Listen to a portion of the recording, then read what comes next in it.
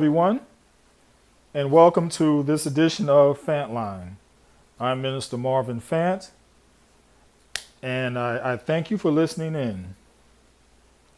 Now, have you heard of the song, and please forgive my singing, looking for love in all the wrong places, looking for love, blah, blah, blah, blah. Anyway, you get the point. Well, I've been thinking here lately of how I see a lot of women and they're looking for love. And a lot of times it tends to be the wrong place, the wrong man, the wrong everything. Now, the title of this lesson is we're going to be talking about the virtuous woman, but this is titled Looking for Men in All the Wrong Places.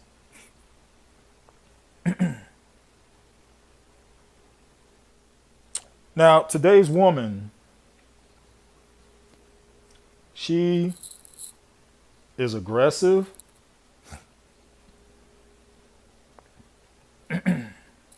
And what do I mean by aggressive? Well, let me see here. See if I can pinpoint this for you. Today's woman will come to you first, being a man, or in some situations, another woman, and ask you out on a date.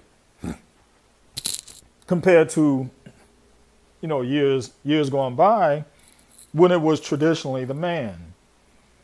Now the woman is more aggressive in that manner. She's aggressive in the ways of sex. Also, today's woman is more educated.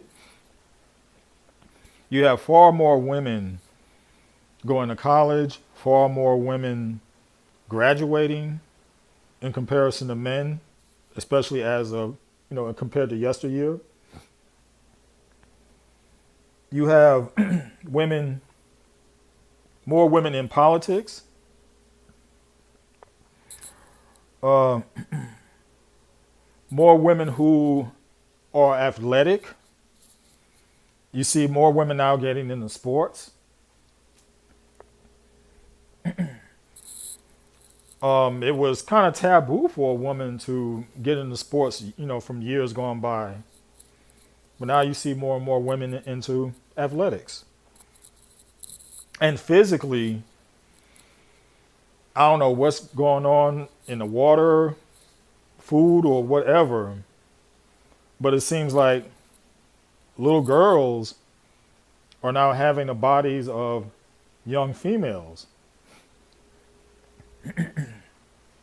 Definitely another difference between now and yesteryear. But because of some of these attributes, she is lacking. All falls short because there's no balance. So what do I mean by that? What do I mean by there's no balance?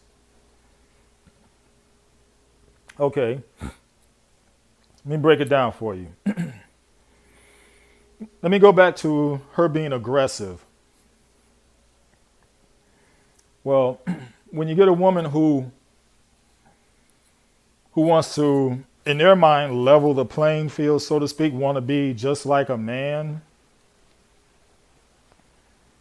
Oh, and let me throw this in here also. Now you have women who wants to put a ring on your finger, being a man, coming to you first about getting married. I mean, that's just throwing things way out of balance. And this stems from women's lib. But again, let me get back to this. And that's being aggressive, but too aggressive. Too aggressive, according to God. And we'll get more into that also. But by a female being that aggressive, it takes the ball out of the man's hands. It changes up the game, not from the way man has played it or wanted it to be, but this is the way God wanted it to be. God wanted it to be the man who steps to the woman, not the other way around.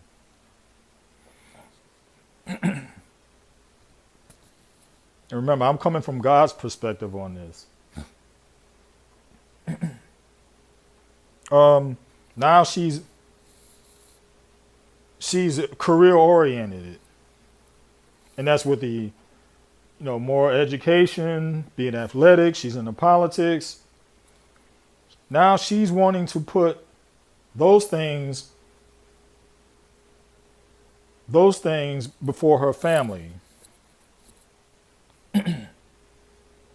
This is not God's plan for the woman.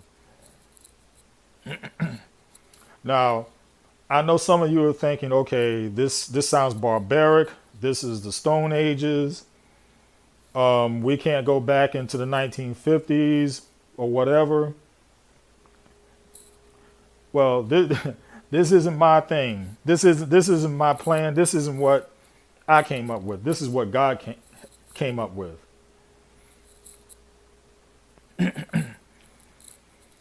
God put it as him, the man, the woman, and then children. Everybody plays a specific role. Everybody is interconnected with one another.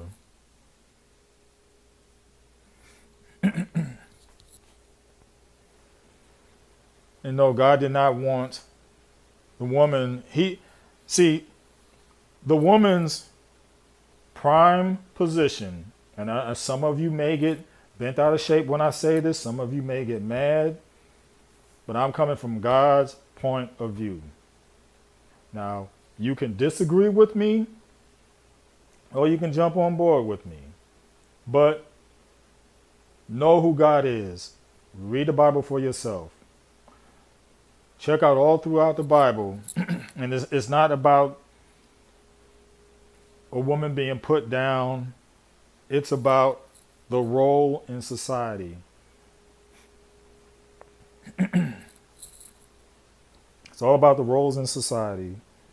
And this is why things are out of whack, because we're all not following those roles that we need to be following. Excuse me. But too many women are putting their careers ahead of their families. Again, the difference between now and yesteryear. And also,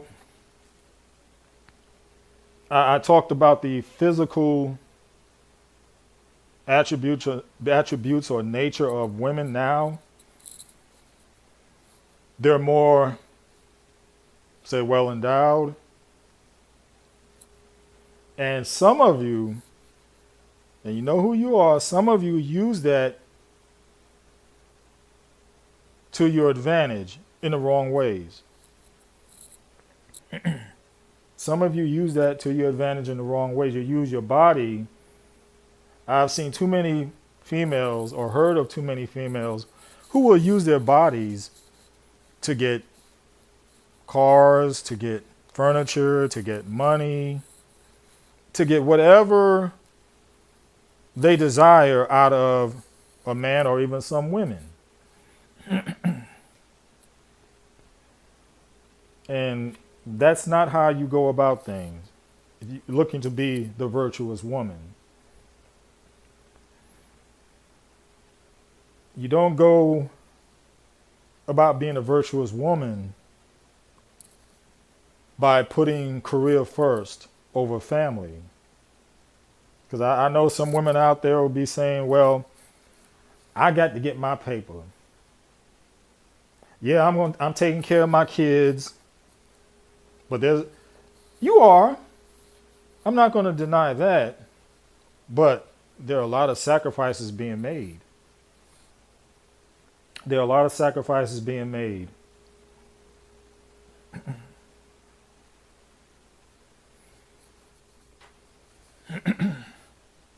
Too many sacrifices being made. And it should always be about the children first. Putting their well-being ahead of your own well-being. After all, you brought them into this world. So now it's up to you to raise them to be godly young adults. Not to just shove them off onto somebody else because you got to get that paper. And that's going into another subject, but again, it's not about you having that career first. It's about you putting your children first.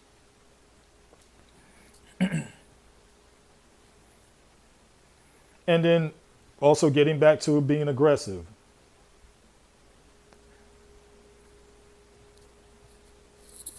Virtuous women of God should not demean themselves by seeking out a man.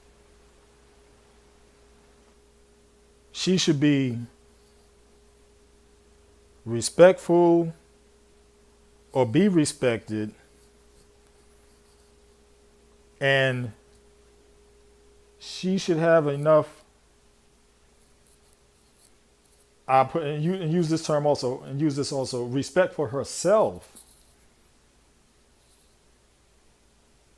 to not put herself in the situation of a man. You are like, or should be like a diamond in the rough.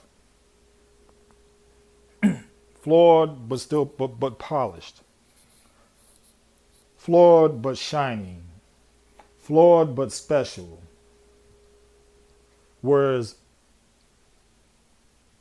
you are to be the one to be approached, not you doing the approaching. Look at it this way also. For men,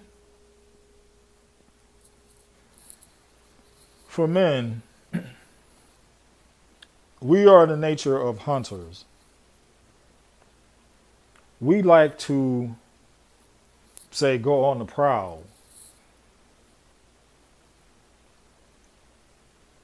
And you coming to us makes it that much easier for us, which is one of the reasons why when you do it that way, you really don't get the man that you want,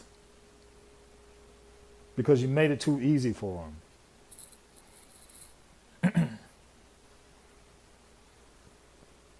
So in that regard, looking over those right there, or what I just went over, what type of man will you attract?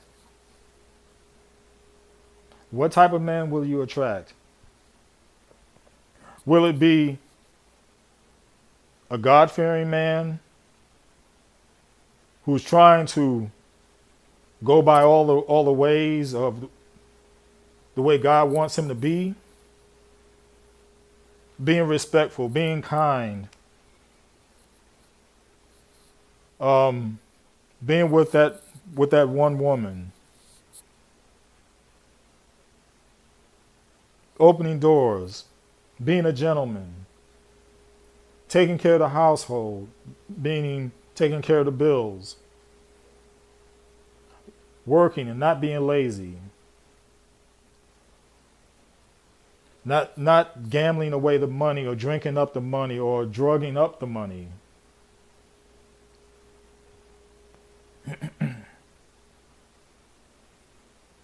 Not having a wandering eye.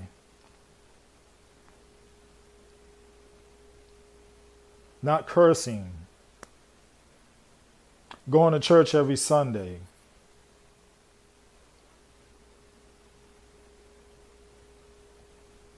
Will you attract that type of man? Or will you attract the type of man who will hit you, disrespect you,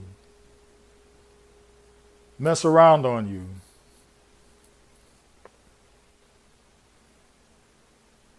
not go to church, curse, drink, do drugs, smoke, gamble, not paying any attention to the children, not paying any attention to you, call you names, be abusive in that way, be abusive physically. Or will you attract the man that's somewhere in the middle of those two that I just mentioned? Are you are you attracting that type where you settle? You're just settling because you're probably thinking, well, I'm not getting any younger. I need somebody. I crave somebody.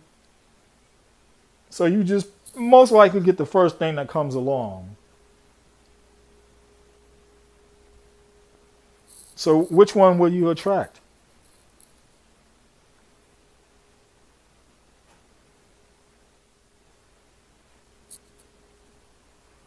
It's up to you. Which one would you want? Which one will you attract? But I will say this also. I didn't want to leave this part out also. A man likes for a woman to know how to cook. Oh, we got too many women who don't even know what a doggone pot looks like. Too many. We got too many women who don't even know how to work a stove. Heck, we got even some who don't even know how to use a microwave. Too many. We got a lot of women who don't clean. They keep a dirty house, don't know how to cook. I guarantee you that will turn a man off in a heartbeat. And I'm sure a lot of you know these type of women, and some of you listening are that type of women, a woman. But a man, now you may look like Halle Berry or whoever, you may have the body of, you may have that just brick house body, but when all is said and done, and when it's time to get down to the nitty gritty, when it comes down to the cooking, when it comes down to keeping a nice clean house, that man's going to have second thoughts. It's only so far that sex will carry you. It's only so far that your looks will carry you. After a while, that man's going to be disgruntled.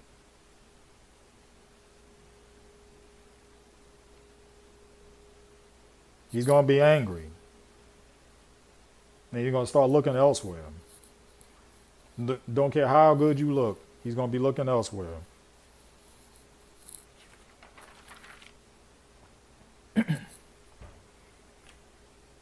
And I know this is going on because as I look through social media, I can see some of the comments a lot of you women are making.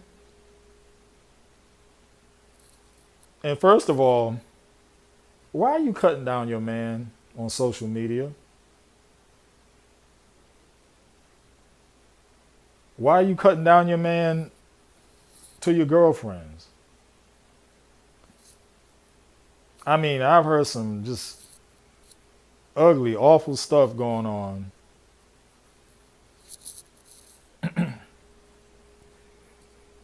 Some of y'all saying, well, so he's not good in bed. He's lazy. He's this, he's that. Remember, you're the one who got with him. You're the one who picked him out. You're the one who accepted that marriage proposal and got a ring on it. You're the one who did that.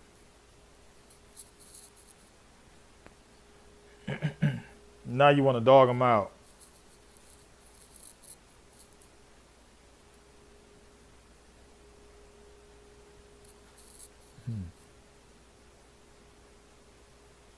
But Before we go into the type of man that a woman should look for, let's take a look at how a woman should be according to God. And let's open your Bibles to Proverbs chapter 31, verse 10. Proverbs 31:10.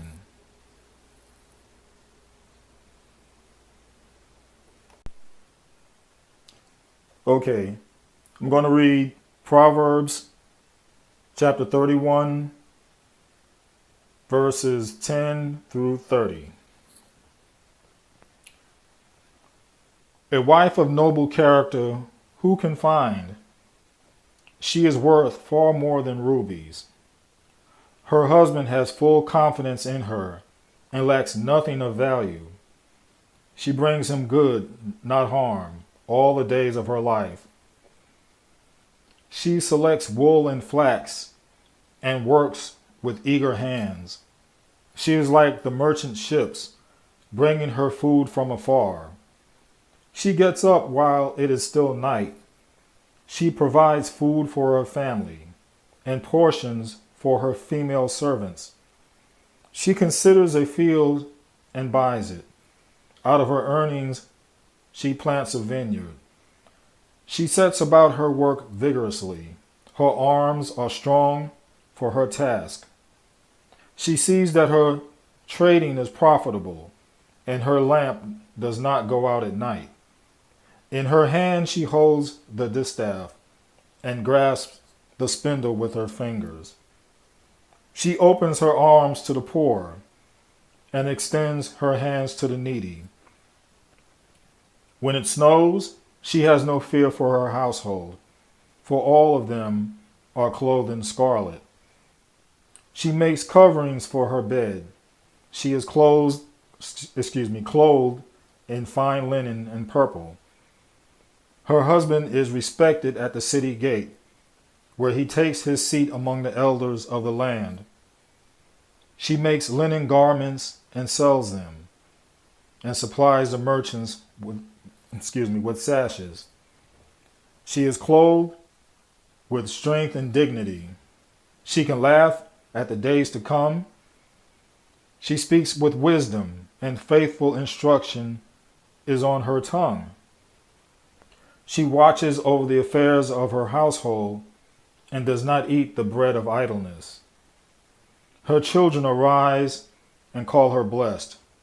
Her husband also, and he praises her. Many women do noble things, but you surpass them all. Charm is deceptive and beauty is fleeting, but a woman who fears the Lord is to be praised. Okay. Now, what I'm going to do here, now I read that, but I want you to get the full meaning of what I just read. I don't want you to gloss over it.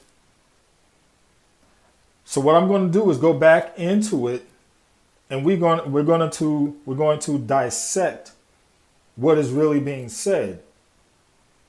We're going to dissect it and ingest it,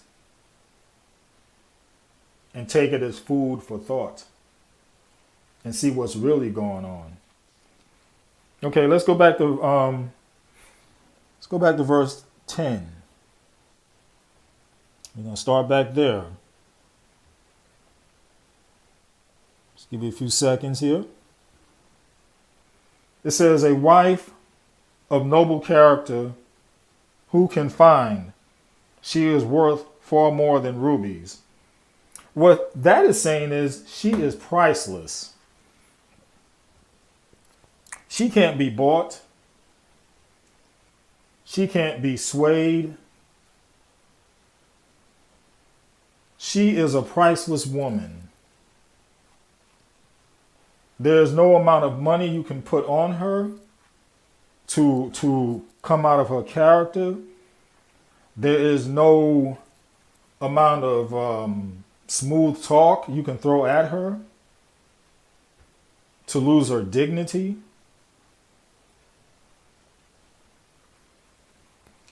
There is no amount of things you can Like I said, there's no amount of things you can buy her. There's no amount of money you can give her. Because once she is hooked up with God, once she is committed, once she is connected, she is priceless. So if you're going to come at this woman as your mate, as your spouse, you need to come correct. You need to come correct because she is priceless. She is of high value. She is of high value, and you got to come with a pretty penny, a good sum. Now, I'm not talking about money. I'm talking about your connection with God as a man. I'm talking about how much you have deposited in God to withdraw in order to receive her. That's what I'm talking about. How much do you have in the bank of God, to withdraw to show this woman that you have your eye on? Because she is a godly woman. She is priceless. Her value is very high. She will not compromise for someone who doesn't have that withdrawal that he can take out from God. In other words, that man has to be well invested in the school of God, the thought of God, the principles of God. So when she makes a decision to accept that man, that mate, she is looking for someone that she can follow with, that she can be alongside with, her ride or die. That's what's being talked about right there. Okay, verse 11. Her husband has full confidence in her and lacks nothing of value. What that is saying is she's got 100% trust. I'm sorry. He has 100% trust in her because she is a woman of God, because she is a woman of faith. He has that trust and confidence in her because she has shown herself approved over the period of time. From the things she does, the things she says, the way she acts, the way she talks, the way she walks, the way she dresses. All these things come into account. But first and foremost,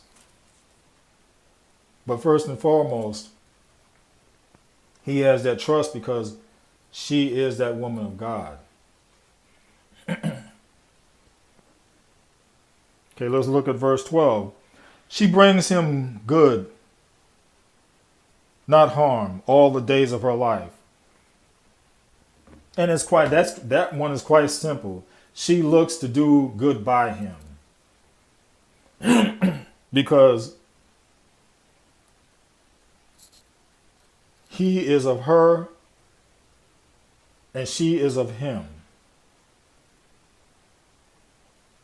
If she looks to do harm to him, she's doing it to herself. Vice versa. If he is doing harm to her, he's doing harm to himself. Verse 13. She selects wool and flax and works with eager hands. That's saying she doesn't mind breaking a nail. She doesn't mind getting her hands dirty. She doesn't mind getting a little grimy when it comes to her husband and family.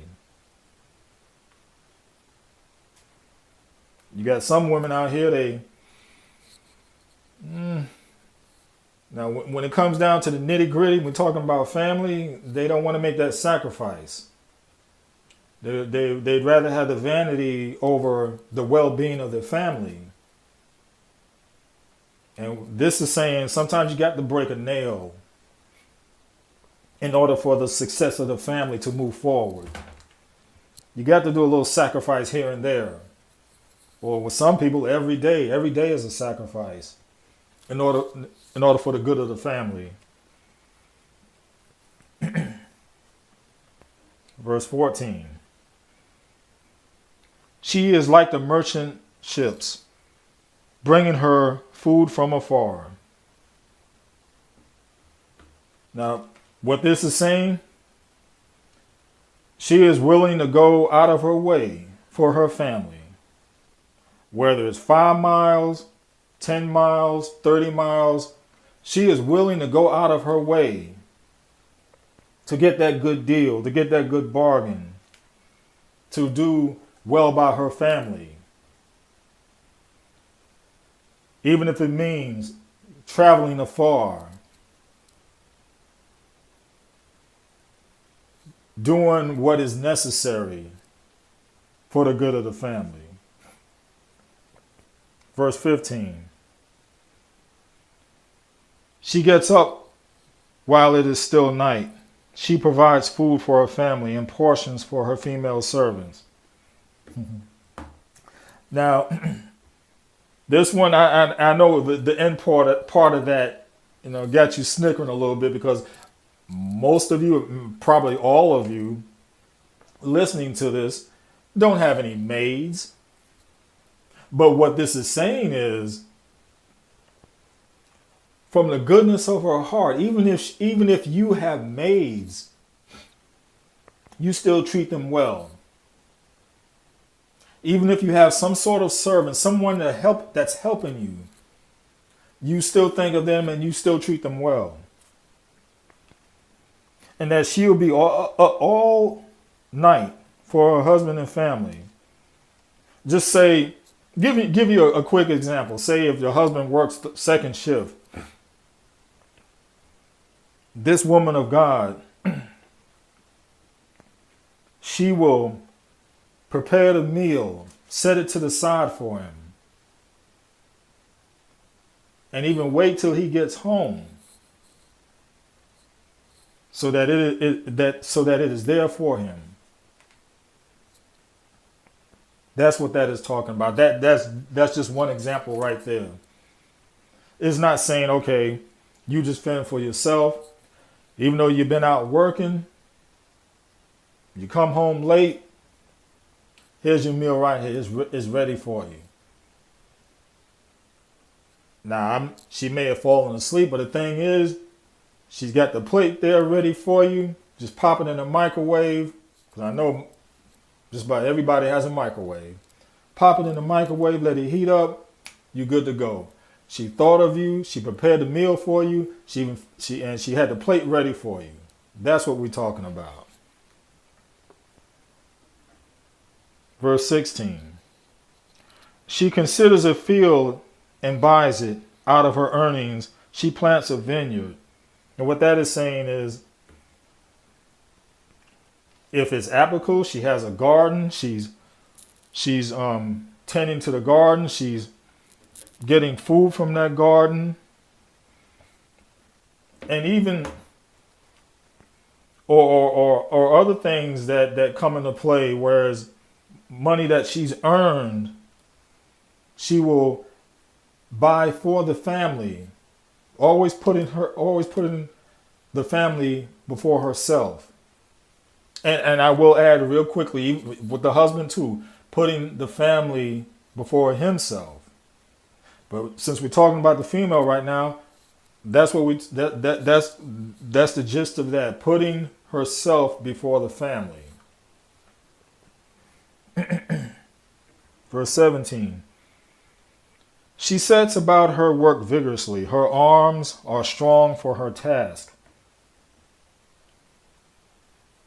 This is saying she tries to be physically fit as well as mentally fit.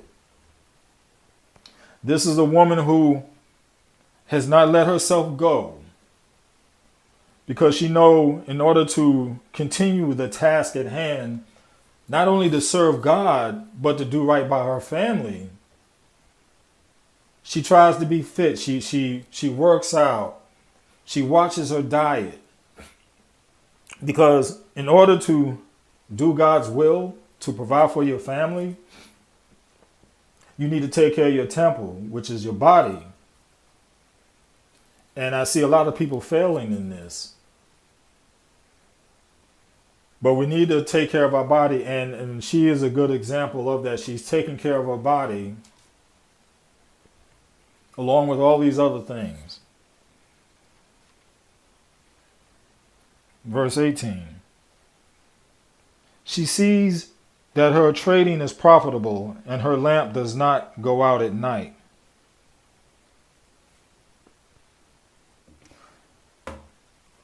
She knows that whatever she buys is good and prepared for most, and she's prepared for most anything. In other words, this is a woman who, by design, that she is looking for the next bargain. She is seeking the best ways to do things, to approach things. In other words, she is looking to stay a step ahead of whatever that may come at her. She has contingency plans. If something goes wrong, she's got a plan in order to replace whatever went wrong. Always trying to stay a step ahead.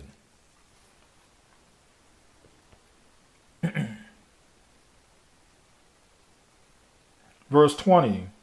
She opens her arms to the poor and extends her hands to the needy. And that's self-explanatory right there. This is a woman who is kind in heart.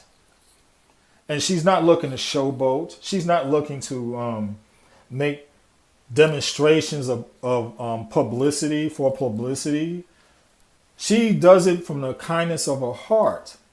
Because it first of all, it stems from the home first. That kindness stems from the home. And when you have a woman that's that good-hearted and kind, it overflows to others that's not of her family. And at the same time, when she's doing this, she's still not compromising her family because the family comes first. But in those certain situations, she helps. She's out there helping the poor. She's out there aiding the needy. That virtuous woman. 21. When it snows, she has no fear for her household, for all of them are clothed in scarlet. And that says, even with bad weather, it doesn't faze her. She's still going to move right along, whether it's rain, snow, sleet, whatever. She is still going to do what's needed for her family. She's not going to let weather stop her. If something is needed, she will find a way.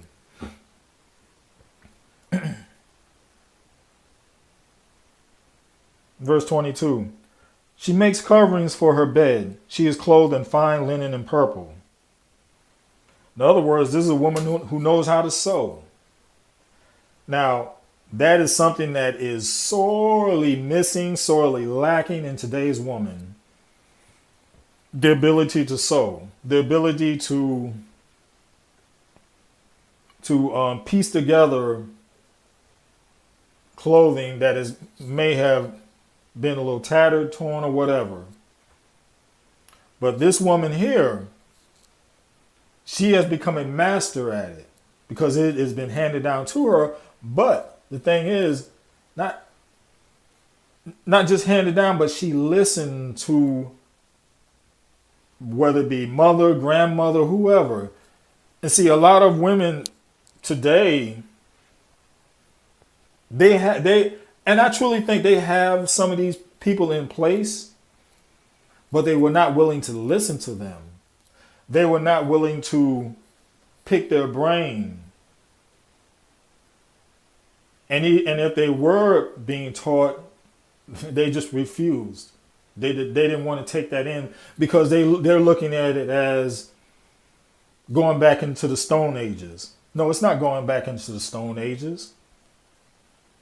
It's all about being a well-rounded person, being a well-rounded woman. Just like I believe all men need to know a little something about cars. They need to know how to fix a tire, or fix a flat rather. They need to know how to change the oil.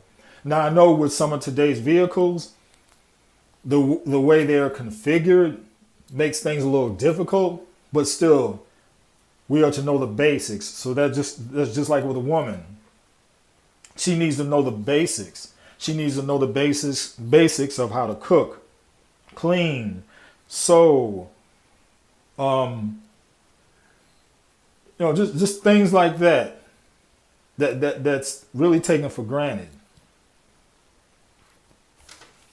Verse 23 says her husband is respected at the city gate, where he takes his seat among the elders of the land. And that's saying that her husband is known because she is a representation of him. When she goes out and about, people see her. And when they see her, they see him. And the way she presents herself, she's not wearing skin tight dresses that come all the way up to well above her knee and almost up to her pelvic area. And I've seen some dresses like that.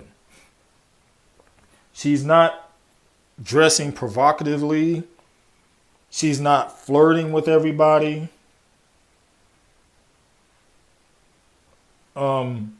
She's not speaking loudly. She's not cursing.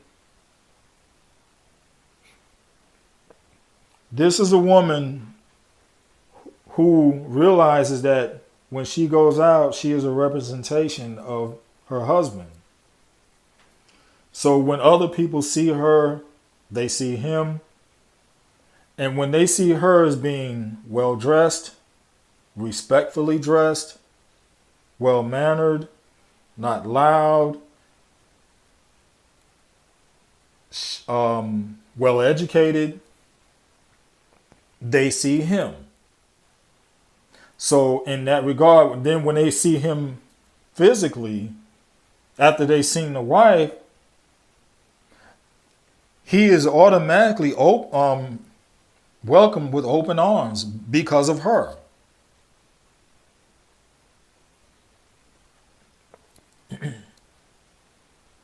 All right, let's go to the next one. Verse 24.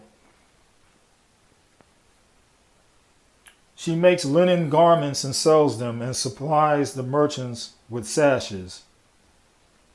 That's saying because she knows how to sew and make clothing, she earns extra money for her family. In other words, whatever her talents are, it is put to good use.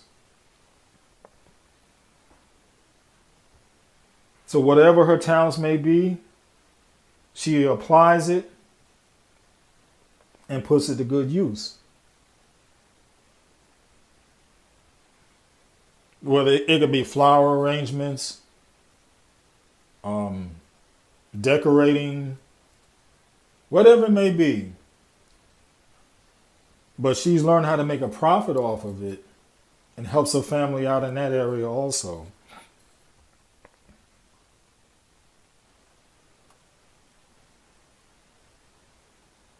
Verse 25, she is clothed with strength and dignity. She can laugh at the days to come.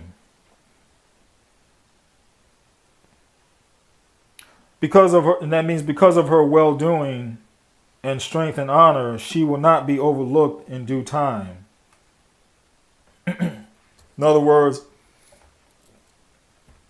with all that she's doing and all that she does,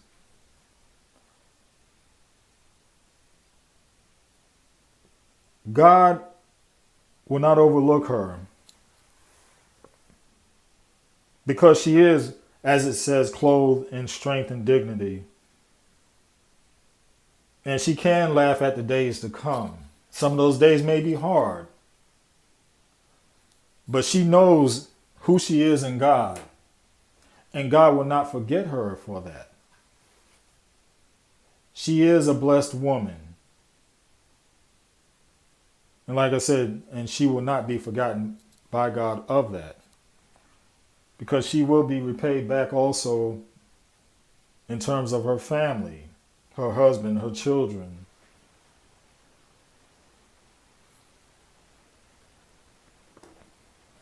She will be honored.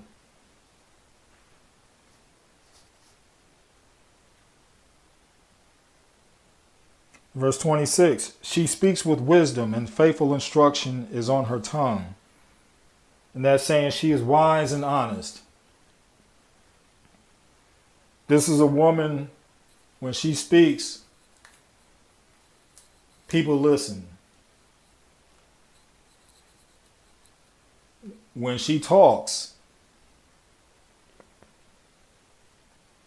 she speaks with a dignity. She speaks with correctness, and she speaks with love and compassion. And people gravitate toward that type of woman. Verse 27. She watches over the affairs of her household and does not eat the bread of idleness.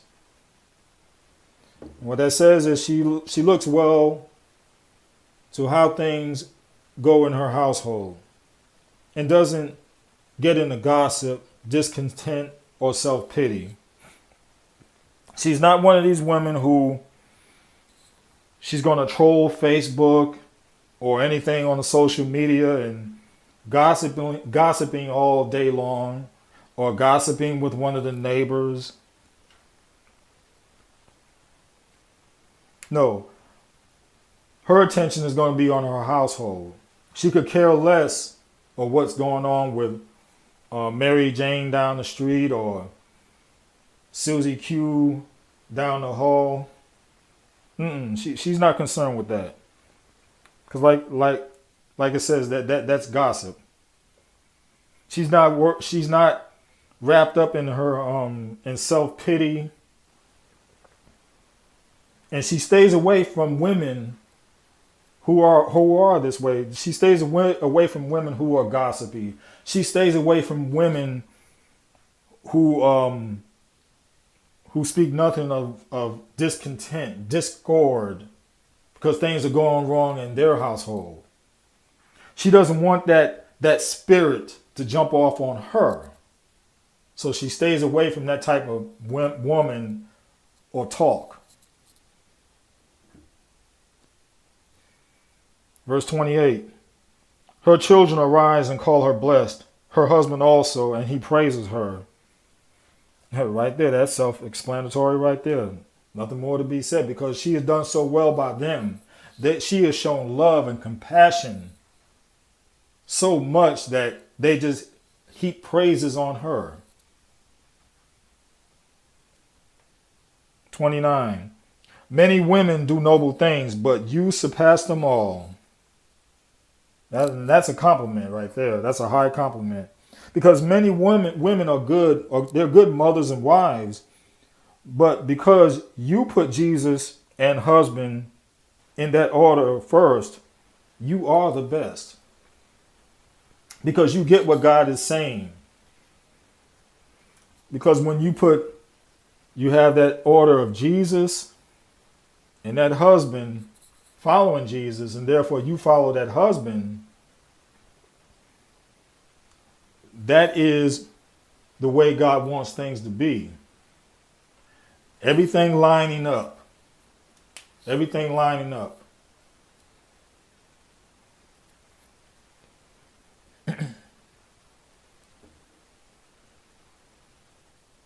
And therefore, when everything lines up like that, you are among the best. You are the best.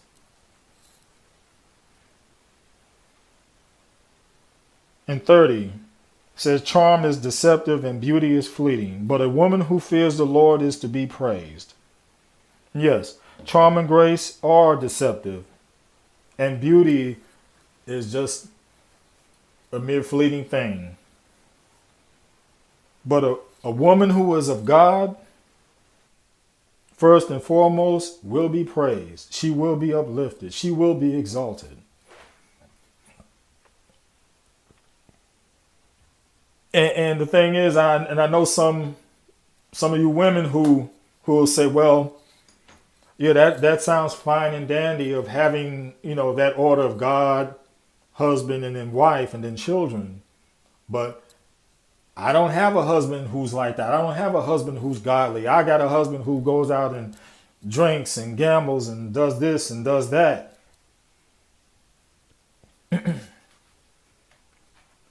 Well, here's the thing.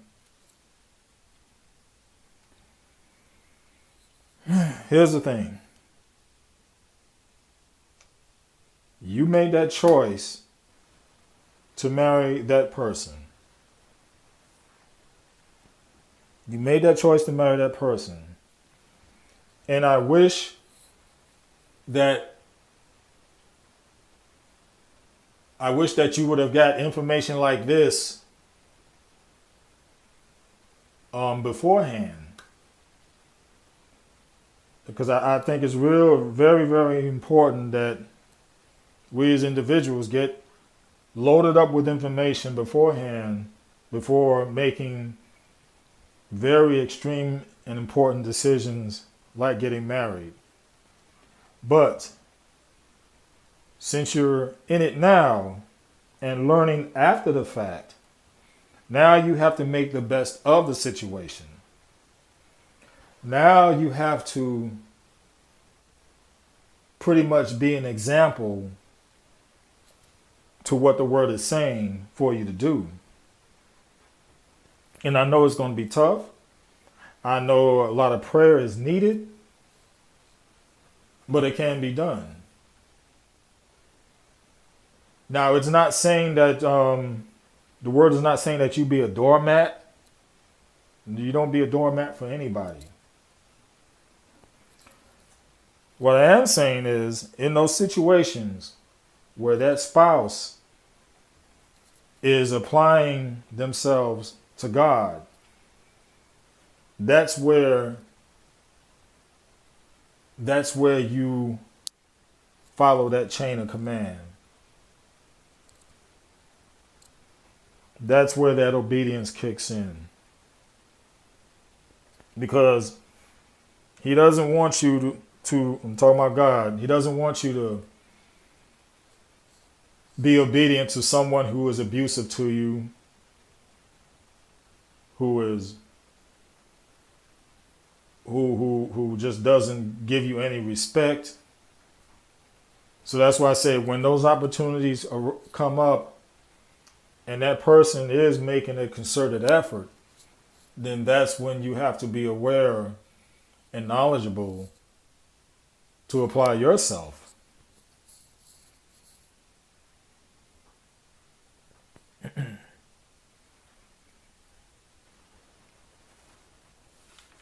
So I hope that this has been a blessing to you. And what I'm going to do in the next message is talk about man. And that'll be coming very soon.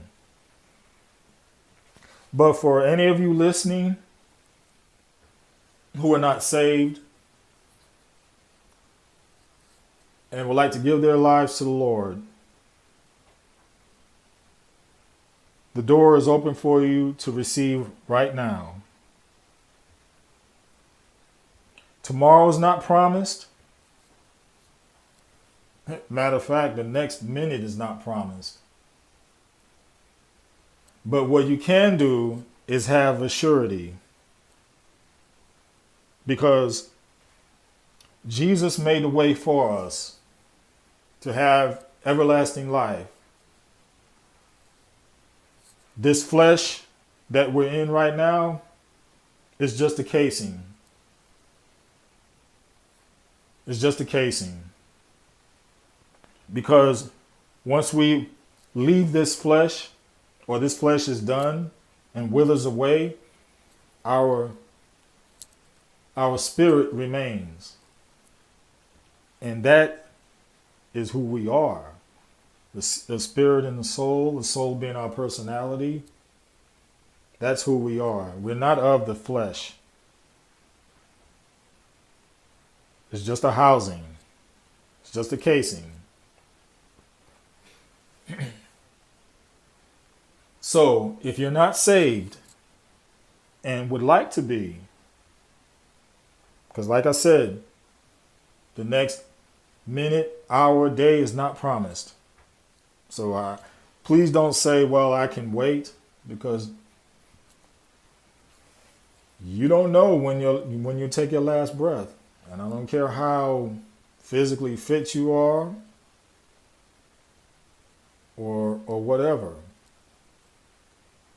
Take advantage of the situation, because God gives us all an opportunity, but you don't know how many opportunities you may have.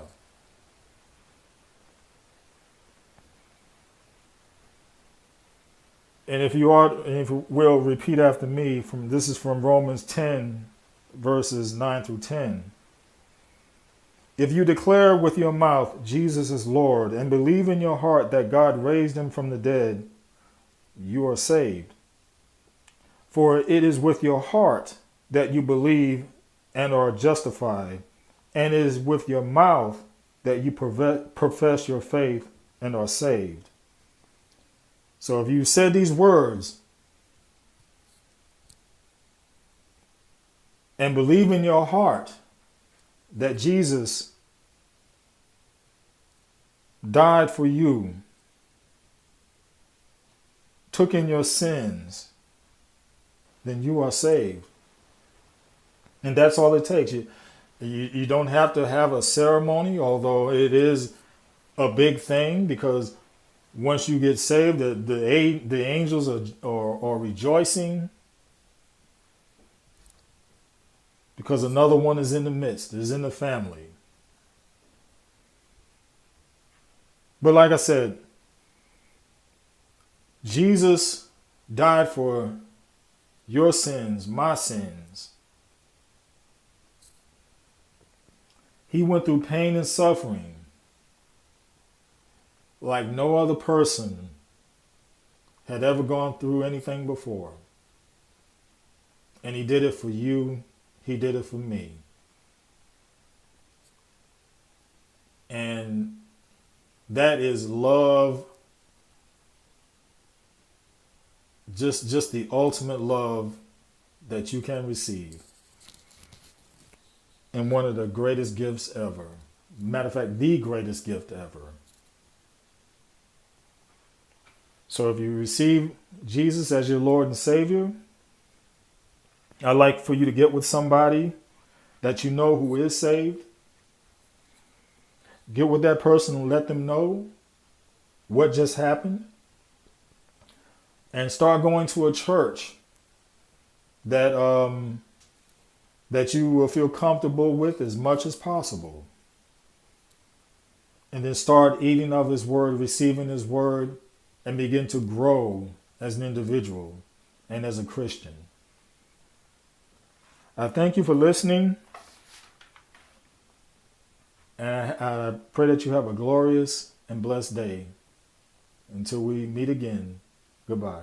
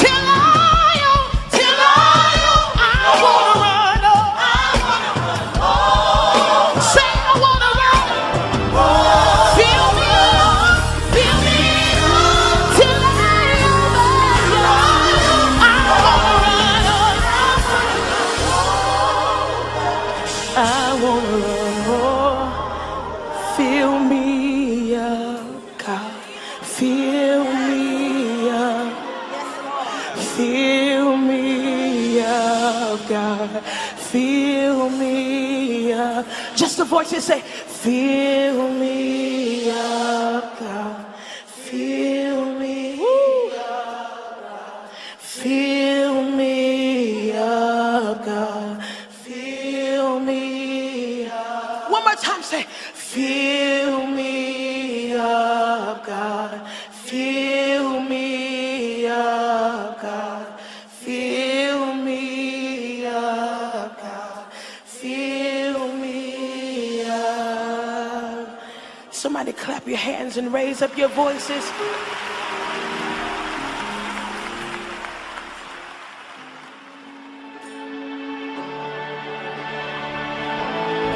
We're going to take 30 seconds and just celebrate right here because the chains are broken.